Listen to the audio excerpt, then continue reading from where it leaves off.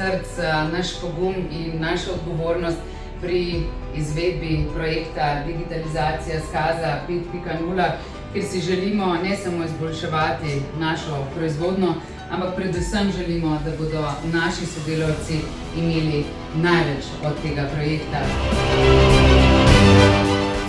Da je to temeljni korak, ki nam bo omogočal konkurenčnost in pa rast podjetja v prihodnje.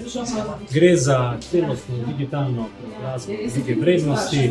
Zakaj smo jo poimenovali skrajšano SKAZ-a 5.0, ker ocenjujemo, da je to del industrije 5.0, ko zaposlenega oziroma človeka ponovno vračamo v osredje avtomatiziranih procesov, analitik, digitalnih rešitev in sistemov, ga opolnomočimo s podatki in mu omogočimo odločanje.